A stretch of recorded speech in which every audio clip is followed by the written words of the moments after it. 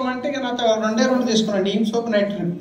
తీసుకున్న తర్వాత నేను తర్వాత తీసుకుంటాను వెళ్ళిపోయినా.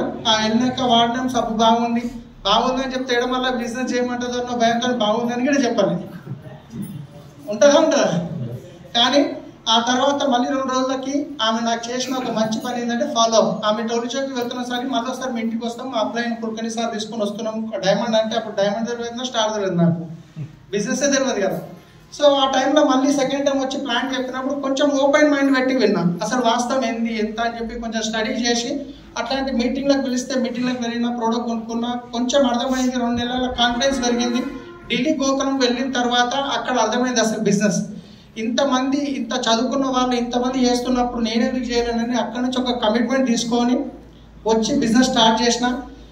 ఇక నాకు ఢిల్లీకి పోయినాక నా లోపల ఎంత ఎక్సైట్మెంట్ వచ్చేసిందంటే నా ముందట ప్రధానమంత్రిని కూర్చున్న వ్యక్తే జాయిన్ చేస్తా అంత ఇది వచ్చేసింది నాకు.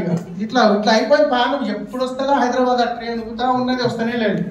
ట్రైన్ ఉంటాం కదా ఇట్లా నిద్రనే పడతలేదు, ఎప్పుడెప్పుడు పోవాలి. నేను రాసుకున్న పేర్లు రాసుకున్న వాళ్ళకి చెప్పాలి. ఇక మొత్తానికి వచ్చిన తర్వాత ఫ్రెండ్స్కి ఫోన్ చేసిన, చుట్టాలకు ఫోన్ చేసిన, దోస్తులకు ఫోన్ చేసిన. వీళ్ళందరూ నేను ఎవరైతే నాకైతే కాన్ఫిడెన్స్ ఉండే, నేను అడిగితే కాదన్నారు, వీళ్ళు ఆధార్ కార్డు ఇచ్చేస్తారన్నంత హోప్ ఉండే. వాళ్ళకే ఫోన్ చేసిన రాగానే నా బెస్ట్ ఫ్రెండ్ల దగ్గర ఒక బెస్ట్ ఫ్రెండ్ ఉంటాడు కదా, ప్రాణమైనా ఇయ్యడానికి రెడీ ఉంటాడు. కానీ నాకు 6 నెలలు ఆధార్ కార్డు ఇవ్వలేడు. కాకా నువ్వు నడువు, నేను వస్తాను, నీ గురించి ఎట్లా అంటుండే అనమాట. మా దోస్తులం డ్రైవర్లం కదా, ఎవరు తంగలపల్లి శ్రీనివాస్ సార్ లేవు. ఎందుకంటే ఆయనకు తాగుడు అలవాటు లేకుండే, నాకు తాగుడు అలవాటు లేకుండే.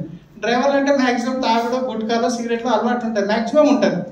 సో అట్లనే చాలా తక్కువ మందితో దోస్తాన్ని చేస్తుంటే.